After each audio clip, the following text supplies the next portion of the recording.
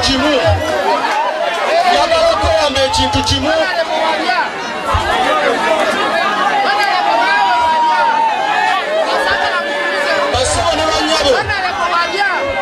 Basaba ne bannyabo njagala mbategeeza era bakadde bange abantu bonna ab'ekigogo aho tulina okukola ki ozisaawo naye nze naliwo era nga accident yakakola ki yakagwawo. Njagala mwami Somujja alina omwana amasomero gy'asomeramu. Njagala akutegeeza akaana akakulukulu akalenzi ke balaze nze neewaddeyo omwana oyo kubeera mwana owa Wakayima.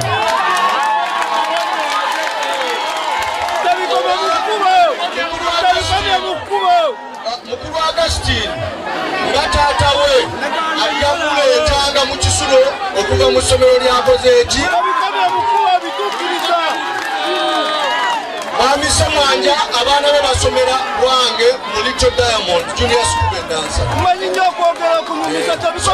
Mwami Semwanja Mwami Agustin njagala omwana oyo ku baana b'emperera bonna batuukiriza. Ebino guno omuliro gwavudde ku kabenje akagudde. Singa akabenje tekagudde oba oliawo muyo tegwandikoze eki tegwandibaddewo. Basebo ne bannyabo ffe ng'abakulembeze tugenda kwongera eddoboozi n'okuwa gavumenti ekiseera ekigere era namaze dde okwogera ne bannange obutasukka mwezi okulaba nga Bomboloodi bamutaddeko obupande ate nga bamutaddeko ne hamps.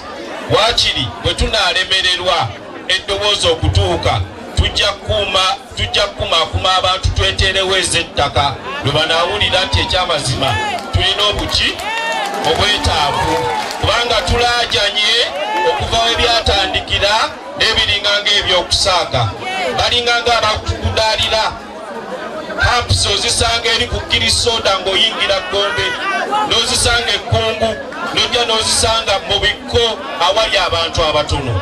Tubyogedde ne bikoma buli lunaku twogera mu mawulire njala mutegeeze minisita wa Works ne poliisi nti nze ne bannange tugenda kukumaakuma abantu waakiri tweterewo hamps z'ettaka tumanye nti tufiiriddwako. Bino bwe tubyogera abantu abasinga ebyokufa babireetamu okubadala era osanga n'omuntu mu kufiirwa ng'alina n'amaanyi agavuma munne kubanga ye tafiirwangako kuba ye lwalifiirwa ne bajja omuziikirako lwalimanya nti okujja okuziikirako nakyo kiki kikulu. Bino bye twogerako bya bulamu bw'abantu. Bwe twogera ku hamps bwe twogera ku bupande bw'enguudo kikwata ku ffe ffenna. Ngamba tugenda kulondako tugenda kusalawo ki olabadde abannange eri batulinze neeno balinze naye omukama bannange tumusabe obuvumu n'amaanyi fe abasigadde ku nsi abali mu nnaku ey'ekitalo. Omanyi abantu obadde boogera ebigambo bingi nnyo, abantu bangi boogera bingi nnyo. Mbadde mpuliriza ebigambo by'abantu bingi nnyo okuva enjege eno bwe yatuukawo, naye ng'abantu abasinga buli muntu ng'alamula agamba naye bano abantu basiru. Naye kambabuulire ekyo oyinza okukyogera ng'owo si yagalamidde wano, naye bw'obanga owo yagalamidde wano tewandyogedde kigambo ekyo. Ne gyempise obadde abantu bagamba naye bano abantu basiru bazibu n'okola ekintu bwe kiti. Naye kambabuulire betugamba nti basiru abali mu malwaliro essaawa zino abali mu kutaaya ate beetaaga obuyambi bwaffe, ate n'abo kennyini nnyini abagenze olw'ekintu ekyo bagenze nga tebasuubira nti kigenda kubeerawo. Sisuubira nti nno waliwo eyagambye nti ŋŋenze kigenda kubeerawo nfe oba nfuna ebisago, sisuubira. Naye bwe tubanga tulamula abantu bano twegendereze bannange. Tuwulidde ebigambo bya Mukama waffe Yesu Kristo byayogedde n'agamba nti abo bonna abattibwa mu Yerusaalemu Pilato be yadda tetubalamula, naye ffe kennyini twetunulemu enjege eno yagudde ku bano ate nga tebeeteeseteese bulungi nnyo. Tubalamudde tibabadde basiru tebategeera naye oba oli awo waliwo ekintu ekiyinza okujja nawe kenyini tomanyi nti oba kigenda kujja. Awo nno bannange ne tunnabakulamula bannange nti bakoze ebintu babadde basiru tumanya. Awo nno fe abasigadde ku nsi bannange omukama tumusabe naffe akaseera kaffe bekalabanga katuuse omukama tuyambe tubeere nga naffe nga tuli beetegefu. Omukama era tumusaba abawe enneema abazadde ab'eŋŋanda emikwano omukama katonda oyo yabeera abagumya ewajjeewo omukama mwajjeewo omukama yenyininyini yabajjuzaawo abagumye n'amaanyi ge n'enneema ye. Aho tubasabira bannanga abazadde ab'eŋŋanda ab'emikwano omukama Yesu Kristo ayongere okubagumya bannange. Ekitabo kyo kitabo ddala bannange okufiirwa abavubuka bano abavubuka abato bwe bati bannange. Ekitabo kyo kitabo ddala bannange omukama bannange tumusabe ayongere okubagumya n'okubawa amaanyi ge. Ate omukama oyo yababawa essanyu n'eddembe. Awo omukama wajjeewo omukama abawe enneema ate ajjuzeewo omukama abeere nammwe.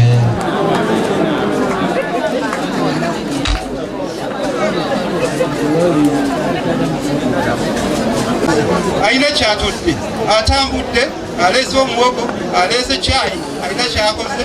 Mwebale nnyo mwebalire ddala. Obubaka obwaffe obwa famire zombi bwebo bugatiddwa. Asooka kutuukira kuvuga nga bamuddusizza mu kalwaliro kali nengamba baaba otuuse mbadde nfudde naye kwata wano netukolako kitwakola netumuddusa paka Mulago. Tugenda otuuka Mulago nga tunoonya luyima atubuze tudduse ebbombo tudduse wa n'atubula. Netugamba kati tugende ekiruddu. Twatuuka ekiruddu ssaawa 3 ez'ekiro. Neŋŋamba omwana wange abuliddewa.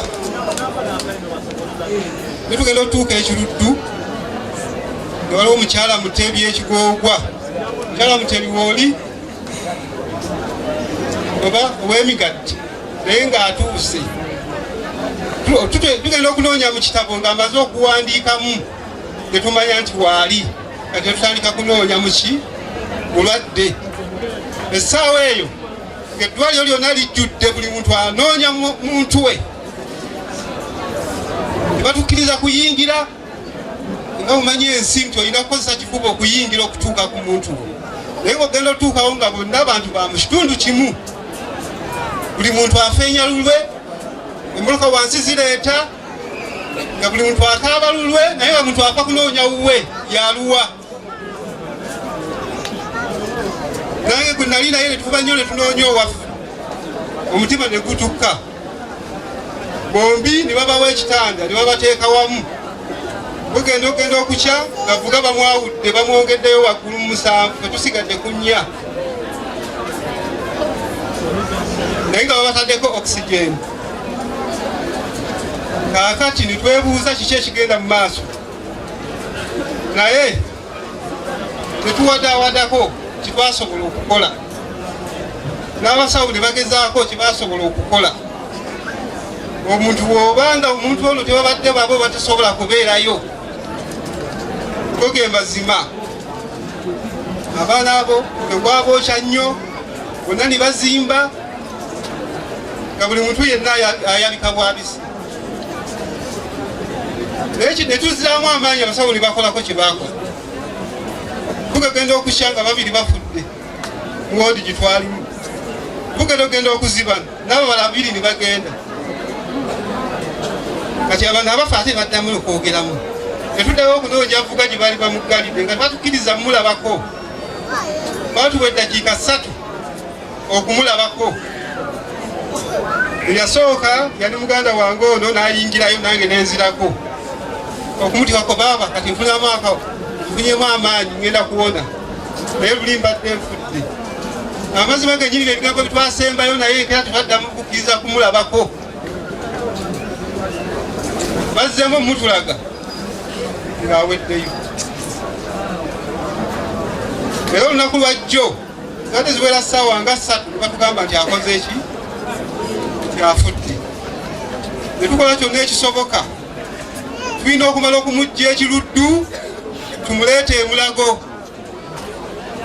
bamulongoose batukkirize okumuleeta wano tumuziike. Nabadde mugja ekiruddu ntuuka ensambya wansi awo nserengeta mu ambulensi ne baŋŋamba gy'ova n'ono afudde. Ne mutuusa emulago ono ne muleka nga bamukolako, ne nzayo mu ambulensi okuleeta omulala. Twatuuse era natuuse emulago ku ssaawa 12 ng'obudde buzibye. Abakola mu gwalika batugamba tukooye olwojja mufuna enkya. Era gambashaga olwaleero nenzizayo ne tumuleeta era y'oyo. Bonna tugenda baziika olunaku lw'olwaleero. Ono tugenda muziika waggulu wali, n'ono tugenda muziika wali wansi.